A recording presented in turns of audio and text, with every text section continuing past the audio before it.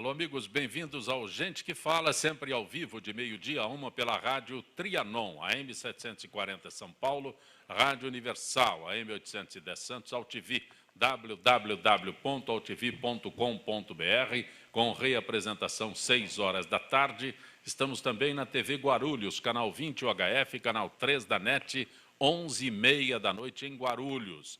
Acesse nosso blog, conheça nossos colunistas e colaboradores, gentequefala.com.br, nossa fanpage, Facebook/programa Gente que Fala. Para você participar, chat no site da AltV, o WhatsApp é 974012235 e um telefone à sua disposição, São Paulo, 11 5052 6622.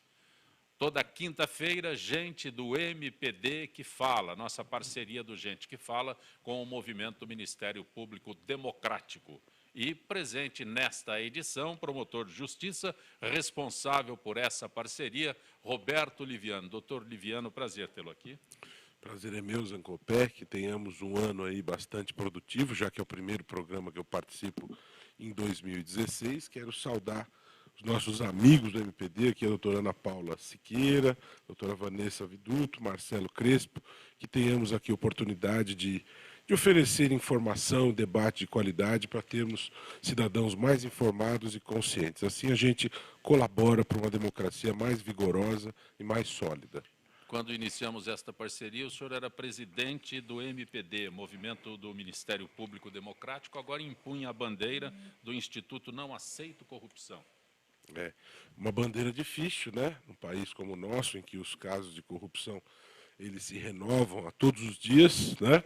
Mas é um trabalho, a meu ver, extremamente necessário e importante. Sempre é bom lembrar que o tema da corrupção é um tema profundo, complexo, amplo, e nós temos 3 focos importantes de atuação, que são a pesquisa, políticas públicas e educação. Convido todos a conhecerem o nosso site, nãoaceitocorrupção.org.br, a conhecerem e curtirem nossa página no Facebook e a participarem das ações do Instituto Não Aceito Corrupção, para que tenhamos um país com a corrupção mais controlada, melhor punida, melhor administrada, até porque extingui-la é impossível, né?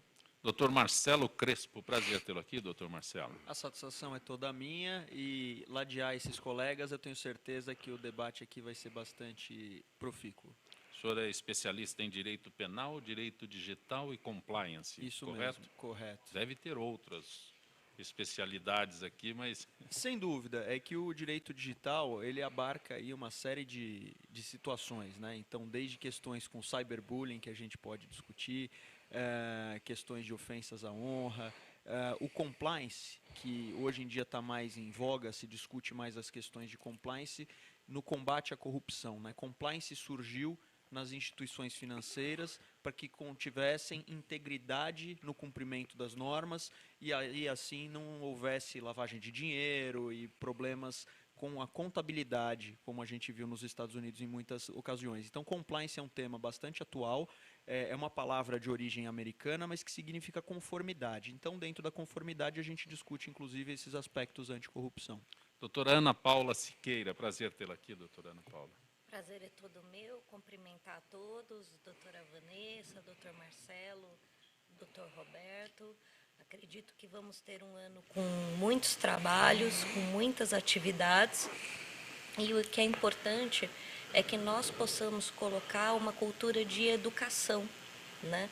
Não apenas em empresas, mas começar um pouquinho antes, né?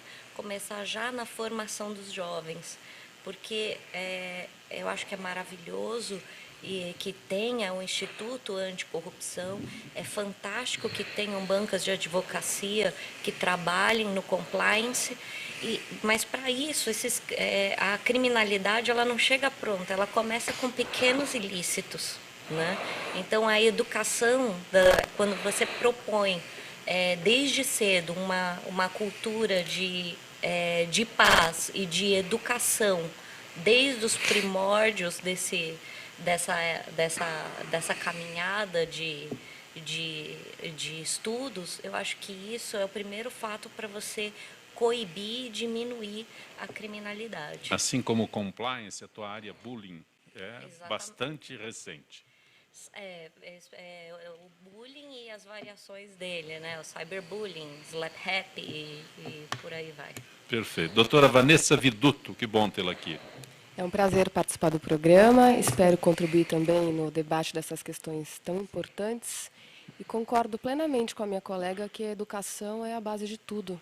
É extremamente importante que haja um foco no desenvolvimento do ser humano desde o início, criando uma cultura de entender o que é certo e o que é errado, porque, infelizmente, a gente não pode generalizar, mas o brasileiro começa a aprender desde cedo que pequenas coisinhas erradas pode, outras maiores não, e vai crescendo e vai se desenvolvendo com essa permissividade, né? E a gente hoje vê essa situação horrível que o país se encontra e as pessoas não aguentam mais ver tanta corrupção, tanta coisa errada. Então é bastante importante investir na educação do indivíduo desde o início para que ele entenda e não admita, não permita que nem pequenas coisas erradas sejam admissíveis.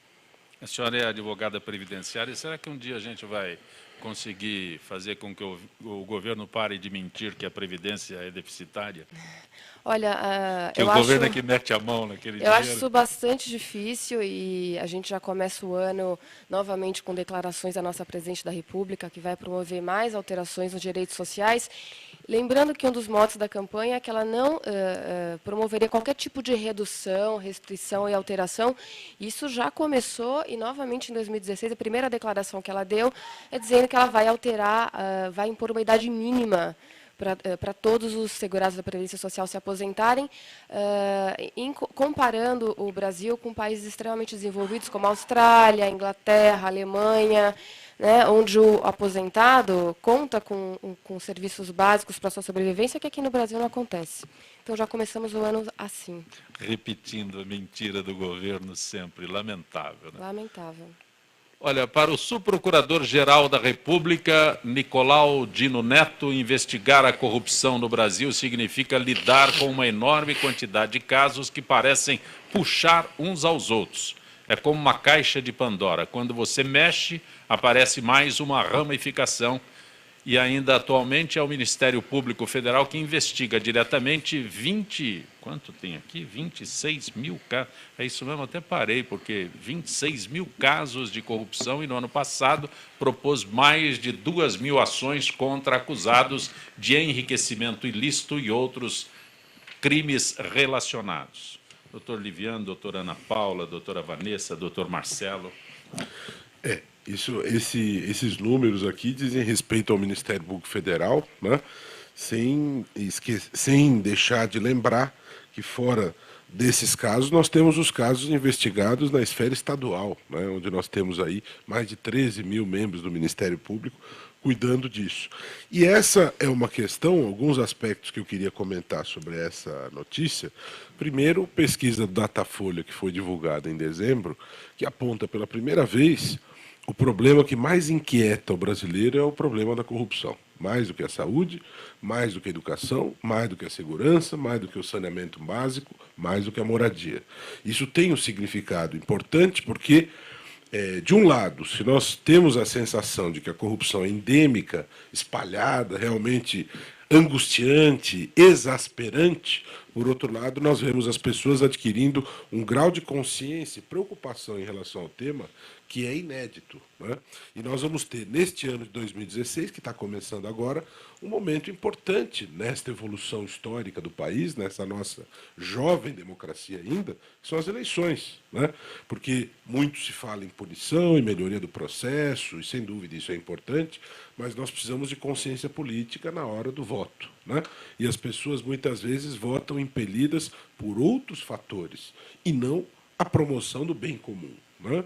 Votam impelidas por propostas indecorosas até, venda de votos que ainda é comum, uso da máquina que ainda é comum no país, nas mais diversas esferas. Né?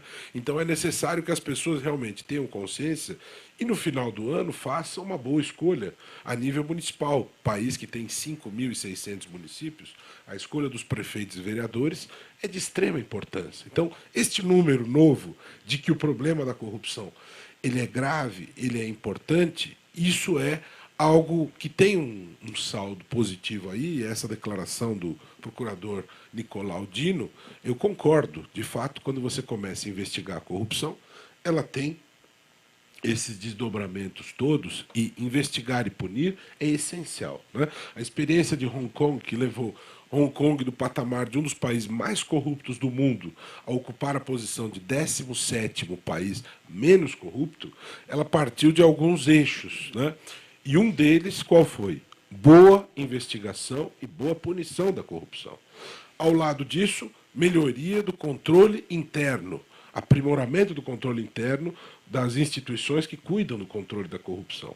E, além disso, também educação, marketing, conscientização das pessoas. Nós precisamos ter bastante atenção e não caminhar na contramão, como é o que se propõe pela medida provisória 703. Absolutamente danosa ao interesse público.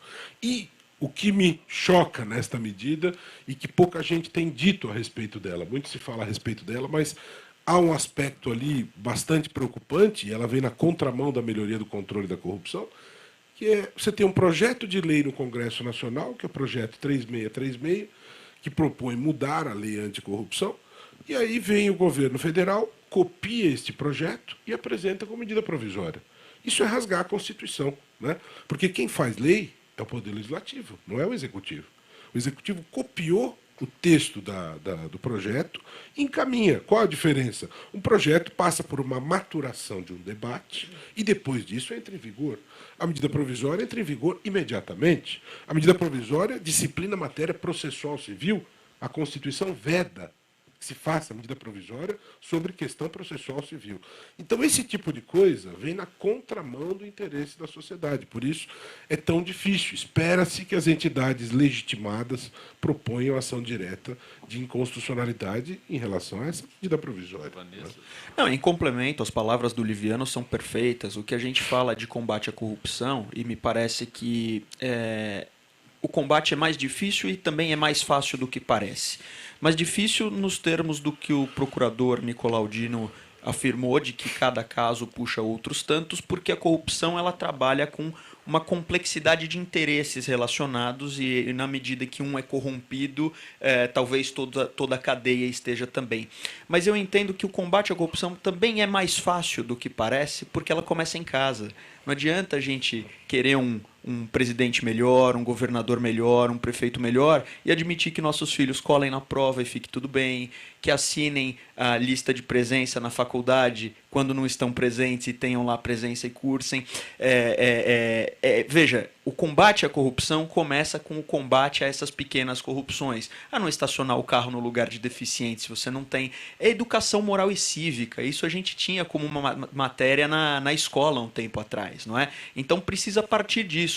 E algumas pessoas... Você fala isso, as pessoas um pouco ficam tremendo, porque dizem que esse termo é um termo da revolução.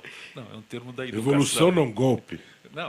Não importa o termo não, que revolução você usa. É coisa não, positiva, mas não importa. É um termo de educação, não é? Que eu tive não na escola. Não pertence a ninguém. Não, exatamente. Que eu tive na escola e a matéria, até segundo o meu entender, foi transmitida sem um viés ideológico que comprometesse. Mas o problema não é esse. O problema é o seguinte: as pessoas estão muito acostumadas a dizer que não gostam de política, não querem se envolver. E especialmente quem mora, por exemplo, em condomínio, não costuma participar das reuniões de condomínio, para eleição do síndico e tudo mais. Quer dizer, você precisa começar a fazer um mundo melhor onde você vive, né? Com seus vizinhos, né? Se você tiver uma comunidade, um condomínio, todo mundo participa, o condomínio está limpo, as contas são saneadas, a eleição é democrática, os debates são respeitados. Quer dizer, a gente precisa de pequenos núcleos espalhados por toda a sociedade para ter esse combate à corrupção. Verdade. Comprometimento, né? Fazendo um pequeno gancho aqui do Dr. Liviano em relação às medidas provisórias, na minha área especificamente, eu posso dizer que nós assistimos o tempo inteiro a Presidente da República legislando em matéria previdenciária e alterando questões extremamente relevantes relativas à aposentadoria, pensão por morte, através de medida provisória, sem um amplo e necessário debate do Congresso Nacional e essa importante maturação dos projetos de lei. Do dia para a noite, a Presidente da República sanciona uma medida provisória, mudando completamente a legislação previdenciária, pegando as pessoas desprevenidas e trazendo alterações extremamente importantes, inclusive restringindo direitos. Isso é um verdadeiro Se absurdo. banalizou, a medida provisória se banalizou e ela não é mais provisória. Né? Sem dúvida, e não cumpre o requisito constitucional da relevância e urgência. Sem a relevância e sem a urgência, sem a relevância e sem a urgência, né?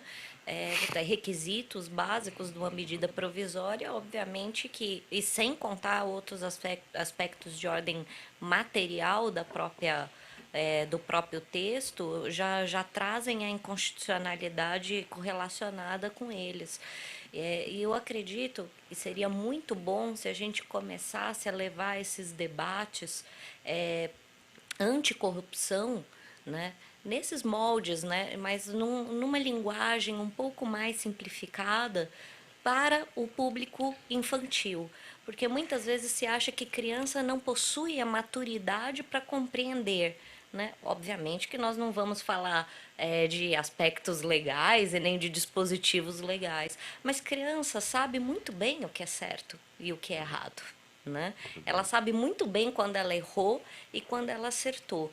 E muitas delas erram porque copiam o exemplo dos pais. Então, muitas vezes os pais estão clamando por moralidade, estão clamando por uma seriedade e estão lá baixando música pirata, programa pirata, isso dentro da casa. Né? Nem precisou sair da porta da casa e ele está lá cometendo... Muito bem colocado. Tão simples. Exatamente, e dentro da própria casa. Né? E se você não tem a postura dentro da sua própria casa, você vai exigir o que o seu filho vai fazer fora. Então, e não adianta, criança e adolescente, ele vai seguir o quê? O espelho que ele tem. Doutor Liviano, quando o senhor se referiu a eleições municipais e uma possibilidade, eu já imagino aquele cidadão que, quando você diz, você pode votar em mim, ele fala, eu ganho o quê? Exatamente. Se o dia que a gente conseguir mudar essa resposta... E aí eu lembro do slogan do Movimento de Combate à Corrupção Eleitoral, que o voto não tem preço, tem consequências. Né? As pessoas precisam ter esse conhecimento. Eu só quero fechar essa questão aí, fazer uma provocação aos meus colegas de bancada aqui, que o Instituto Não Aceito Corrupção representou o Procurador-Geral da República para que ele proponha a ADIM. Mas eu lembro que a OAB é colegitimada. Né? Como nós temos 3 próceres aqui da advocacia, que eles estimulem os líderes, né?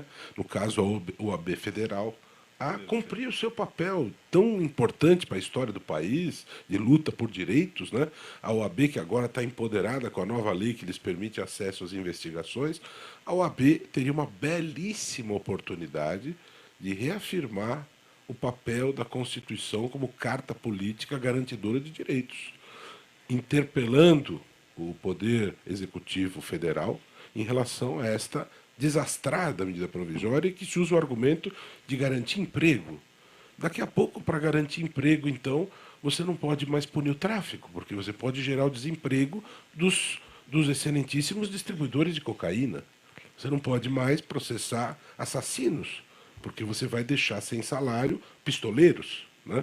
Então, essa questão de garantir o emprego a todo custo, aliás, vai entrar em seguida o tema da repatriação aí, que é uma outra vertente dessa mesma questão. Então, líderes da advocacia que estão nessa bancada, estimulem a OAB Nacional a propor a DIN contra a MP 703.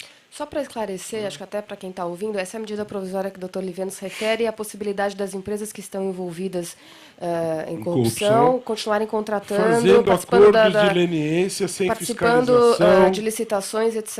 Garantido dinheiro do BNDES. Mas a maior penalidade que é no bolso, né, porque as empresas só sentem, de fato, as consequências das suas condutas quando sentem a dificuldade financeira, porque deixam de fazer os contratos. Vanessa, anulando o TCU, tirando o Ministério Público da fiscalização de acordo de leniência. Quer dizer, é uma medida provisória que é um convite à corrupção. Sem dúvida. Né? Deixando raposa tomando conta do galinheiro. Sem dúvida. Né? Então... A presidente Dilma Rousseff sancionou ontem à noite a lei que prevê a repatriação de dinheiro mantido por brasileiros no exterior que não haviam sido declarados à Receita Federal. A proposta é uma das prioridades do Executivo para tentar equilibrar as finanças públicas. Doutor Liviano, doutora Ana Paula, doutora Vanessa, doutor Marcelo. Quer começar, Marcelo, aí? Eu acho que o primeiro comentário e mais evidente a respeito dessa lei é que eu já percebi muita gente criticando, dizendo que isso vai anistiar, enfim, dinheiro criminoso, não é?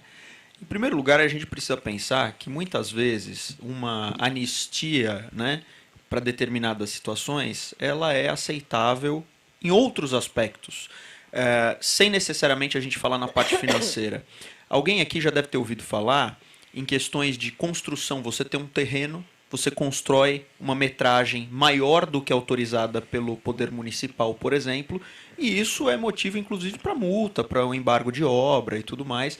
E muitas vezes a municipalidade vem e acaba anistiando para você poder regularizar algo que você fez de forma equivocada. Fazer isso com a repatriação do dinheiro não me parece moralmente questionável, como eu tenho já visto esses primeiros comentários. Agora, evidentemente, a dificuldade é de esclarecer quais os recursos foram para fora que não são ilícitos, porque na medida que eles não foram declarados por algum motivo. E tirando um motivo muito ingênuo de um esquecimento de declaração de um bem ou um valor que está lá fora, não foi declarado por quê? Então, justamente o X da questão é entender quais valores estão lá fora e por que esses não são considerados ilícitos, enfim, a ilicitude ou licitude desses recursos. Ana Paula. Diga, Ana Paula, desculpa. Não, por favor. Este projeto ele passou por muitas mudanças. Eu não tenho condição de fazer afirmações precisas sobre detalhes, porque houve a sanção ontem. Mas era uma bandeira do ministro Joaquim Levy, em agosto do ano passado. É verdade. Eu quero fazer minhas palavras do Marcelo, em relação principalmente a essa questão da origem, porque eu acho que a ideia em si de você conceder a anistia uma questão administrativa, de você legitimar um dinheiro que, às vezes, o sujeito está com medo do que vai acontecer política, economicamente no país. Então, ele pega a sua economia de toda uma vida e manda para fora e deixa o dinheiro lá e não declarou. É uma situação que pode acontecer. Né? São pessoas que, pelas suas histórias de vida, podem fazer essa escolha. Né? Essa situação dessa pessoa trazer o dinheiro de volta e esse dinheiro girar a roda da economia não é uma aberração. Não é você anistiar isso e fazer com que a pessoa pague o tributo devido por essa operação. Até aí não há problema. O problema é o dinheiro, por exemplo, do tráfico, o dinheiro da corrupção, que foi parar lá fora, e, de repente, você dá a oportunidade de legitimar isso. Né? Simplesmente paga-se um X, então você tem lá 100 milhões de dólares de propina. Né? Então você paga 35% para o governo, né? É a taxa sobre a propina, né? E aí você vê na própria notícia, busca para equilíbrio das finanças públicas. Então você equilibra finanças públicas legitimando dinheiro ilícito. Né? Então você veja que me gera a sensação de um vale-tudo, né? Que os fins justificam os meios. 18 de dezembro, medida provisória 703, com o suposto argumento de destravar a economia, de garantir empregos, sendo que o artigo 5º da Convenção da OCDE, que é a origem da lei anticorrupção brasileira, diz expressamente: não se pode deixar de punir a corrupção empresarial sob o argumento de dano à economia. A própria origem da nossa lei diz que você não pode usar esse argumento. Mas você ouve o ministro Adams, da CGU, da AGU, você ouve o ministro Simão, que estava na CGU, dizendo é necessário proteger as empresas, proteger a economia. Mas então nós estamos dando um tapa na comunidade internacional, um tapa na cara. Porque a origem da lei brasileira é essa. Portanto, o que me preocupa, e eu vejo um ponto de tangência aí. Lá se falou em proteger emprego, proteger economia, agora se diz equilíbrio das finanças. Então, essa coisa do vale tudo, essa sensação do desgoverno, né, da falta de políticas públicas planejadas, dosadas, desse oportunismo, como a Vanessa mesmo relatou em questões previdenciárias, você usar a medida provisória, que é uma deturpação do sistema, isso é para situações emergenciais. Isso me preocupa porque me transmite uma sensação de absoluta insegurança jurídica, né? De absoluto desrespeito aos direitos, de absoluta hipertrofia do Poder Executivo. Ele manda. Onde é que fica o legislativo? Onde é que fica o judiciário? Quer dizer, todo mundo está andando a reboque das vontades, dos impulsos de momento do Poder Executivo. Isso é altamente preocupante, né? E acredito também, né, que a grande preocupação, né, porque hoje, até em virtude das pessoas desaparecidas e muitas vezes em virtude de tráfico de pessoas e de órgãos, né, isso movimenta milhões e milhões de dólares, né? O quanto nós ainda não vamos fomentar o desaparecimento de pessoas, né, com isso, né, legitimar esse desaparecimento, né, e até que ponto a emergência econômica vai sobrepujar os interesses da coletividade. Exatamente. Né? Então, muitas vezes se fala, precisamos equilibrar finanças, né? Até o doutor Marcelo vai poder me auxiliar quando se trata de direito digital. Hoje nós temos o SPED fiscal, SPED contribuições, e hoje nós temos o quê? O governo federal, não o governo federal, né? Mas nós vemos autos de infração que são feitos por amostragem já por esses arquivos. Então, você não faz mais uma análise de toda a vida do contribuinte, você faz uma amostragem e autua ele pelo ano inteiro. Isso é possível? Isso é viável? Isso é lícito? Né? É claro que não. Você faça a autuação em cima do que você efetivamente analisou. Né? Então, agora, só que a ânsia, né, da arrecadação, às vezes é muito melhor você já colocar uma sanção rápida e falar, não, pode pagar, paga rápido que eu te dou 70% de desconto. Então, você ainda vai fazer a pessoa, o empresário, pagar, né, por alguma coisa que não deve, né, porque foi feito por amostragem, isso sequer foi olhado, e aí você tem a outra contrapartida falando que tem que se proteger a integridade das empresas. Então, isso acaba virando o quê? É uma idiosincrasia, né? Não tem absolutamente pé e nem cabeça. Lembrando que se o governo quer cobrar dos cidadãos uma postura ética e cumpridora das leis, ele também precisa ter o exemplo, né? E não surpreender as pessoas com medida provisória, com expedientes como esses. É difícil para o governo. Doutor Liviano, o senhor que é promotor de justiça, o Ministério Público de São Paulo quer criar promotorias de justiça regionais para concentrar temas complexos como saúde, educação e meio ambiente. Medida foi liberada por mudança na lei orgânica sancionada pelo governador Geraldo Alckmin. Olha, eu sou favorável à ideia da especialização. Aliás, no ano passado eu me candidatei ao Conselho Nacional de Justiça para representar os ministérios públicos estaduais, e uma das bandeiras que eu defendi é a importância da especialização da justiça para dar uma melhor resposta do sistema de justiça ao tema da corrupção. Eu acho que, essencialmente, a ideia de você ter um trabalho especializado regionalmente, porque há temas, especialmente o tema ambiental, em que você tem a questão das bacias, em que danos ambientais, às vezes, eles atingem vários municípios, sem dúvida que isso é extremamente importante. A única preocupação que eu tenho aqui, que eu acho que tem que ser cuidada para que esta modificação não desrespeite princípios do Ministério Público, e são garantias da própria sociedade, é a questão da independência funcional, né? O promotor tem a sua independência e nós não podemos, em nome da ideia da modernização, da regionalização e da especialização, desrespeitar esta independência, que é uma garantia, mais até do que o promotor, é uma garantia da sociedade. Ter promotores independentes que fazem o seu trabalho, o princípio do promotor natural, né? Então, eu acho que tem que se achar o caminho de trabalhar com isso aqui, respeitando esses princípios elementares do promotor natural, da independência funcional, para que nós não tenhamos a subtração de atribuições danosa ao interesse público e vantajosa para oportunismos inconvenientes, né? Precisamos tomar muito cuidado com isso para que o oportunismo não macule a ideia da modernização. Eu sou totalmente favorável à modernização, à eficiência. Esses são nortes importantíssimos, porque a dinâmica social ela é mutante. Então você tem que acompanhar isso.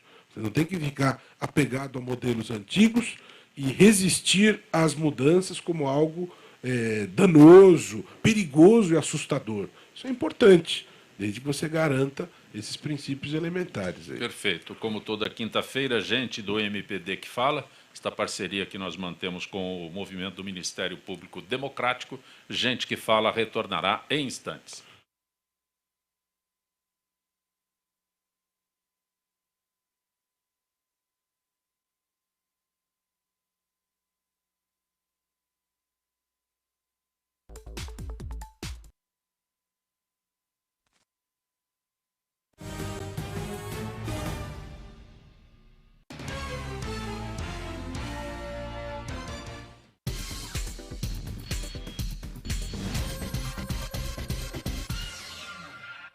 Entenda quão presente o campo está no cotidiano da cidade. Cenário Agro, revista eletrônica com reportagens, entrevistas e artigos sobre agricultura e as boas propostas para se produzir alimento, fibras e energia, com respeito ao meio ambiente e às pessoas que cultivam a terra ou consomem seus produtos. Cenário Agro, o campo no seu dia a dia.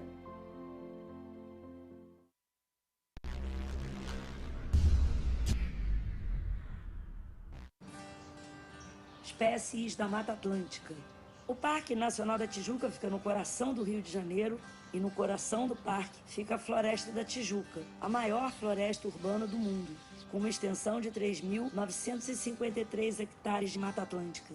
Aqui existem várias espécies, cada uma com um importante papel no ecossistema. O Pedro é uma delas. Essa espécie de hábitos diurnos é fundamental no reflorestamento e na limpeza da mata. Além disso, o Pedro é uma espécie extremamente sociável e gosta de andar em grandes grupos. Esse programa foi criado para dar oportunidade aos visitantes a conhecer melhor o parque, participar da manutenção de trilhas do parque e criar uma consciência ambiental nos visitantes que vêm aqui no parque. E passar a questão da sustentabilidade, você preservar para as gerações futuras. As atividades principais são a manutenção de trilhas, que consiste basicamente na colocação de placas, a retirada de resíduos das trilhas, orientação aos visitantes, plantação de mudas, de espécies nativas. São várias atividades que fazemos aqui dentro do programa voluntariado que melhoram a condição das trilhas para os visitantes do parque. Espécies como a do Pedro são essenciais para manter o equilíbrio da Mata Atlântica. E você, a sua espécie já está catalogada? Acesse gpsmataatlântica.org.br e mostre como a sua espécie protege a Mata Atlântica.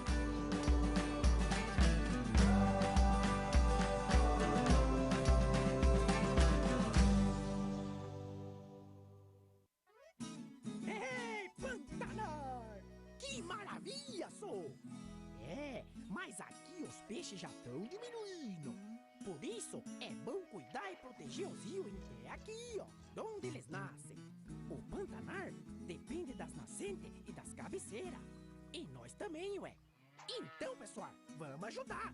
Afinal, tamo tudo junto, no mesmo barco. Olá, eu estou aqui para tocar sua consciência. Nossa saúde ganhou o movimento Mama Amiga pela Vida, uma ação social e voluntária que trabalha pela prevenção do câncer de mama. Esse trabalho leva informação às mulheres, apoio e um toque de carinho, com campanhas como a Rede de Pontos de Prevenção e o modelo Mama Amiga, que ensina a identificar possíveis alterações nas mamas. Para saber mais, acesse e participe desse grande movimento pela vida da mulher.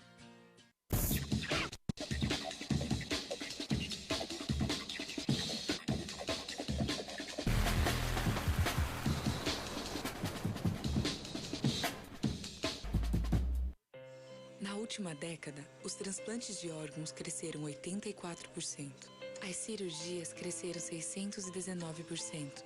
E os atendimentos de urgência cresceram 627%.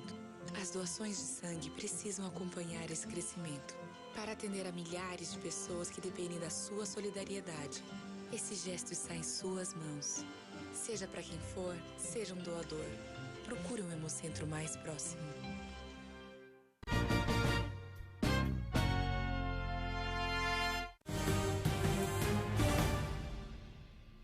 Gente que fala pela Rádio Trianon, AM 740 São Paulo, Rádio Universal, AM 810 Santos, AltV, www.altv.com.br, com reapresentação 6 horas da tarde, também TV Guarulhos, canal 20 UHF, canal 3 da NET em Guarulhos, 11h30 da noite. Toda quinta-feira, a participação da AFIPESP, Associação dos Funcionários Públicos do Estado de São Paulo, Gisele Souza, do setor de eventos da AFIPESP. Boa tarde, Gisele. Boa tarde, Zancopé. Boa tarde aos debatedores e aos ouvintes do Gente que Fala. Gisele, o assunto hoje, carretas móveis que ampliam o acesso à mamografia pelo Sistema Único de Saúde. Na capital e no interior, obedecendo o cronograma anual para realizar 60 mil exames gratuitamente pelo programa Mulheres de Peito. Qual o objetivo desse programa, Gisele? Então, Zancopé, o objetivo é fazer um rastreamento e monitoramento constante em mulheres que estão com a idade entre 50 e 69 anos, visando a detecção precoce de tumores malignos, inclusive na fase em que a mulher ainda não apresenta nenhum sintoma. E a Secretaria de Estado da Saúde já possui alguma estatística que aponte para causas? O que se sabe é que a doença é multifatorial e depende de uma complexa combinação de fatores. A idade é o principal fator de risco e aumenta a partir dos 35 anos em alguns grupos. Mulheres que têm entre 50 e 69 anos são as mais propensas. Por isso, as políticas de rastreamento baseadas nas recomendações da Organização Mundial de Saúde são prioritariamente focadas nessa faixa etária. Mulheres fora dessa faixa etária também podem realizar esses exames? Sim, apenas deverão apresentar solicitação médica, que pode ser emitida tanto pela rede pública quanto pela particular. O importante é buscar orientação, pois o exame deve ser realizado preferencialmente no mês de aniversário da mulher. Para esclarecer melhor, os horários de funcionamento e em quanto tempo o resultado? As unidades móveis de mamografia contarão com uma equipe multidisciplinar composta por técnicos em radiologia, auxiliares de enfermagem, funcionários administrativos e um médico especialista em ultrassonografia. As mulheres serão atendidas de segunda a sexta-feira, das 10 horas às 20 horas e aos sábados, das 9 horas às 13 horas. As imagens captadas pelos mamógrafos serão encaminhadas para o Serviço Estadual de Diagnóstico por Imagem. O resultado sairá em até 48 horas. E caso seja detectada alguma alteração no exame, as pacientes serão contatadas pela Secretaria para realizar biópsia, guiada por ultrassom ou outros exames complementares. Havendo sinais de câncer maligno, a mulher será encaminhada imediatamente a um serviço de referência do SUS para fazer o tratamento. E para mais informações, podem ser encontradas no portal www.saude.sp.gov.br. Gisele, agradeço mais uma vez a gentileza da AFIPESP com o nosso Gente que Fala. Um abraço, Gisele. Um abraço, Zancopé. Boa tarde a todos os ouvintes de Gente que Fala. Gente que Fala hoje, quinta-feira, gente do MPD que fala, nossa parceria com o movimento do Ministério Público Democrático.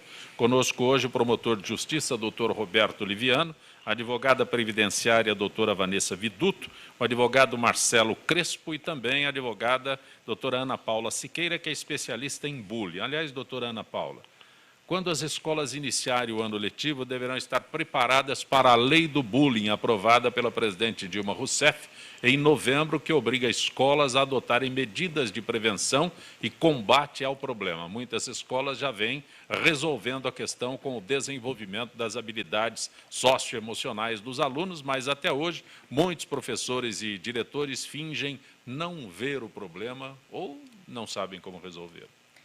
Eu acredito que o primeiro objetivo da lei é tirar pais e educadores do processo de negação. Não, bullying não existe, bullying é uma coisa muito velha, ok, concordo, é uma coisa muito antiga, né? Acredito que desde que Sócrates juntou os alunos dele, já devia existir as piadinhas, só que hoje nós temos um fenômeno que é uma gravidade muito maior, que se estende e se perdura no tempo, que é o cyberbullying. Todos os formatos de agressão digital, eles estão documentados. E em relação a essa lei que vai entrar em vigor agora em fevereiro, eu nem faria críticas, eu faria toneladas de críticas, porque se perdeu a oportunidade de falar muitas coisas. Pelo menos o legislador não caiu na desgraça de tipificar bullying, né? Se colocasse um tipo penal para bullying, eu acho que a desgraça estava pronta e acabada, mas pelo menos isso não aconteceu. O legislador, sim, perdeu uma grande oportunidade de, primeiro, cadê o Ministério Público? O bullying, o cyberbullying, ele hoje é um fenômeno social, né? Atinge direitos difusos e coletivos. Não tem nada pior socialmente do que um cyberbullying ou um bullying que acontece dentro de um estabelecimento de ensino, nada é feito, nada é resolvido. E qual é a lição que se passa para essas crianças? Faça, aconteça, que não haverá pena. Tá? Então, da mesma forma, a lei também perdeu oportunidade. Hoje existe uma dificuldade muito grande de saber quantos casos de bullying temos. Quantos casos de cyberbullying temos? Porque se você vai numa delegacia perguntar, ninguém vai colocar a figura sociológica bullying ou cyberbullying. Vai entrar em ameaça, agressão, injúria, calúnia, difamação. Mas e a figura do bullying? Aonde ela está? Da mesma forma que, de forma muito pertinente, ocorreu na Lei Maria da Penha, né? Se existem as agressões contra as mulheres, né?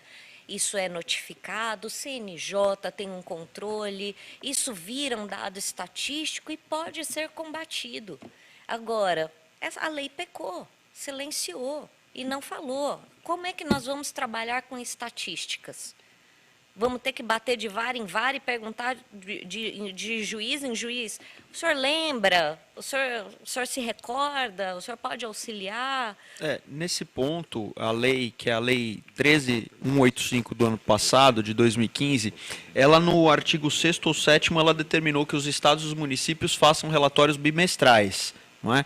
Mas façam relatórios bimestrais a partir de quê e relatando como. Não é? Então, relatório é ótimo quando existe uma coerência. Se cada um fizer um relatório de um jeito e a começar da própria definição de bullying, que é complicada, então isso fica bastante prejudicado. Mas, concordando com a doutora, o legislador perdeu uma ótima oportunidade de tratar melhor do assunto. Porque é uma lei muito programática. Ela diz, vamos capacitar professores, vamos fazer campanhas, mas como é que vai ser essa capacitação, como serão essas campanhas e quando começarão? Então a gente tem uma lei dizendo o que deve ser.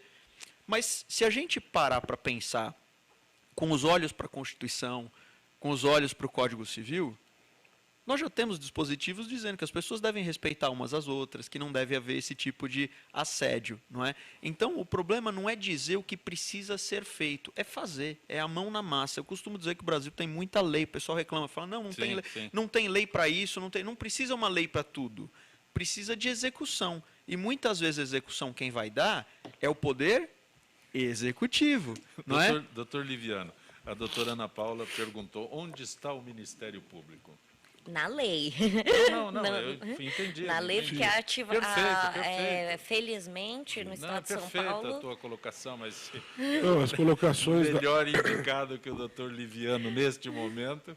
As colocações da Ana Paula e do Marcelo foram super importantes. E eu acho que a análise dessa notícia ela é relevante para a gente mostrar para as pessoas o seguinte: mais uma vez, no Brasil, se faz lei na base do oportunismo, do casuísmo, sem debate, né? Então, no Brasil, você tem um hábito de produzir leis sem envolver na discussão as pessoas que entendem do assunto, né? a colocação dela, e veja, ela não é do Ministério Público, mas ela entende do assunto. Quem tem mínimo conhecimento sobre isso sabe que esta matéria ela afeta ao Ministério Público. Como é que você pode disciplinar? Este é um assunto que, como ela bem colocou, é um assunto antigo, e nós temos desde 88 a constitucionalização do papel do MP na defesa dos direitos difusos e coletivos. Como que eu posso construir uma política pública de combate ao bullying sem envolver, sem falar, sem tratar do Ministério Público aqui? Que aqui nós estamos falando, em última análise, quando você pensa nisso aqui, nós estamos falando da proteção da infância e juventude, né? E quem que é o protagonista da defesa da infância e juventude no país? É o Ministério Público. Sim. Como é que você vai estruturar regras em relação a isso sem ouvir o Ministério Público? Infelizmente, aqui no Brasil, você tem este mau hábito de produzir leis na base do oportunismo demagógico, na base do amadorismo, né? E você não ouve as pessoas certas que devem ser chamadas para essas discussões. E pelo que eu estou vendo aqui das informações, admito que não conheço profundamente esta matéria, mas por tudo que a Ana Paula disse, o Marcelo trouxe aqui, sem sombra de dúvida, esta é uma falha grave, né? Aqui nós temos este mau hábito. Agora, há pouco tempo atrás, o médico Jaime Gold, no Rio de Janeiro, foi atacado a facadas e morto, né? E todo mundo sabe que a segurança pública no Rio de Janeiro é deficiente, né? E este fato, ele desnudou isso. E desnudou há poucos meses das Olimpíadas. Ao invés das autoridades virem a público e admitir esses problemas, a solução que se encontra é desarquivar um projeto de lei que vai tornar o porte ilegal de faca crime, né? Como se isso fosse resolver as deficiências do sistema de segurança pública.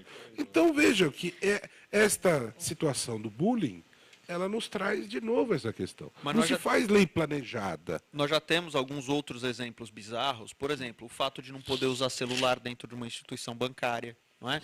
O fato de não poder utilizar um capacete num posto de gasolina.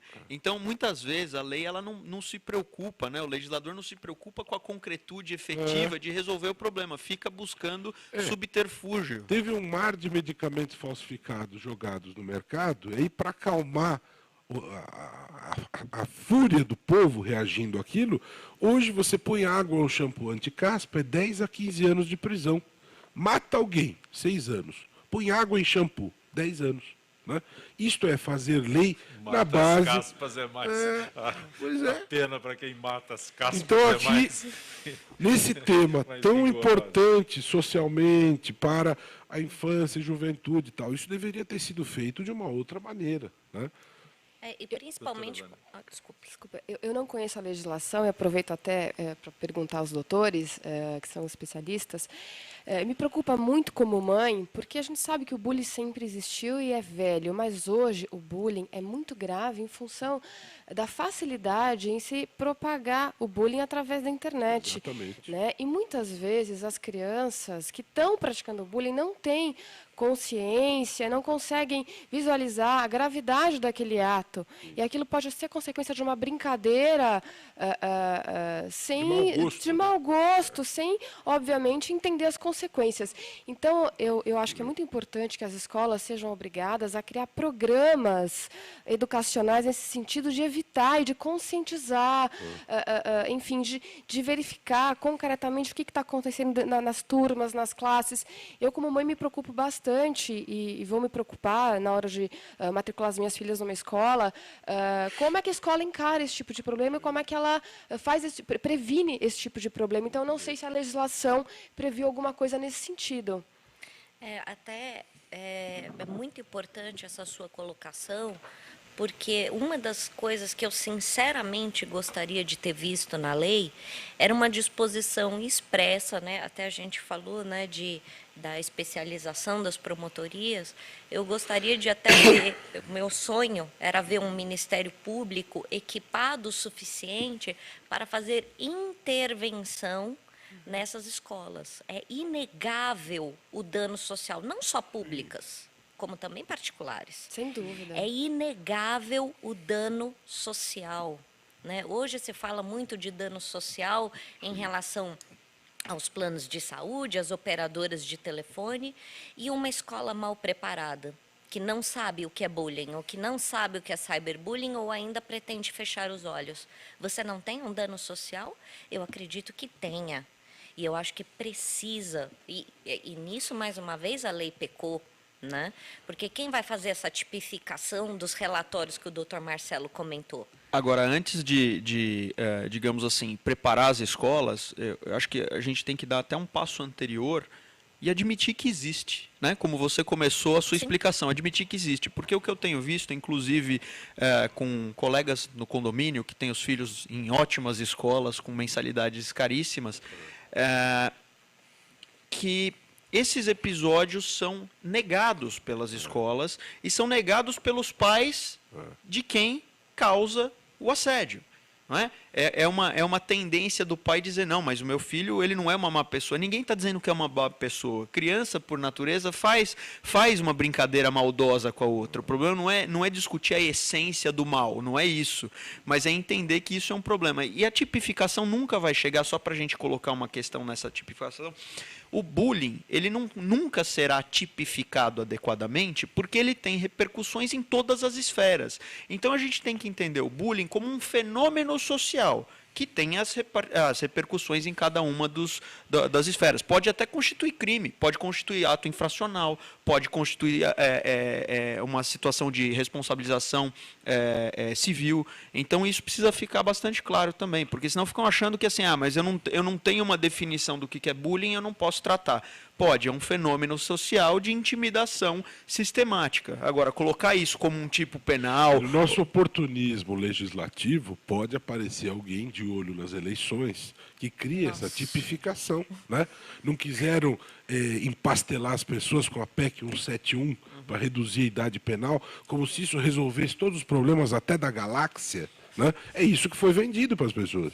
Então, esse oportunismo legislativo é extremamente perigoso.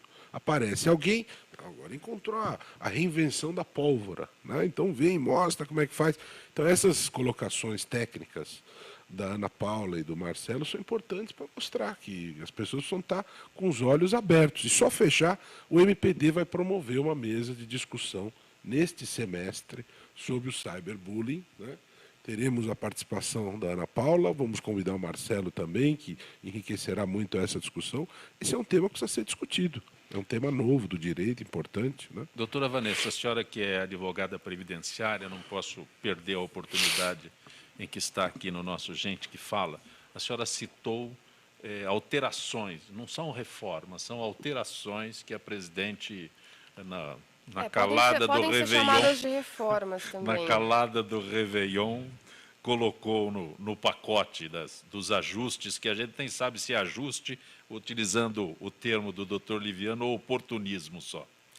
Na calada do Réveillon do ano passado, de 2014 para 2015, a presidente Dilma, através de medida provisória, trouxe uma série de modificações, tanto nas aposentadorias quanto nas pensões. A principal modificação era a redução das pensões por morte, da cota do dependente. O dependente, para quem não sabe, é a viúva, o viúvo, o filho maior incapaz, o filho menor de 21 anos. Reduzindo a cota desse dependente, na hipótese de falecimento do segurado, para 60%. Então, sem qualquer estudo prévio, técnico, passou-se a entender que, morrendo o segurado, quem ficasse dependendo daquele dinheiro, quem sobrevivesse, ia sobreviver com 60%.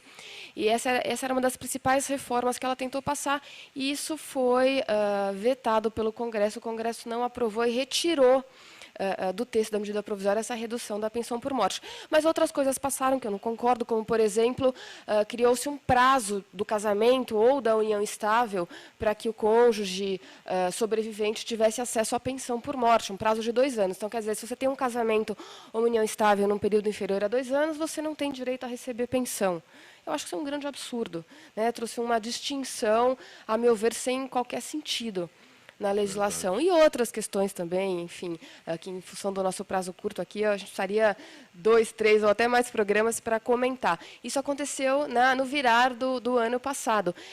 E o ano todo foi objeto de amplo debate, e o Congresso Nacional, numa guerra política que a gente sabe que está acontecendo, acabou trazendo a possibilidade do aposentado se aposentar sem a incidência do fator previdenciário, que é um redutor decorrente da expectativa de vida, trouxe uma fórmula que ficou conhecida como Fórmula 85-95, e foi um cabo de guerra muito grande também com a presidente da República, porque ela não queria de forma alguma que essa fórmula passasse, e passou.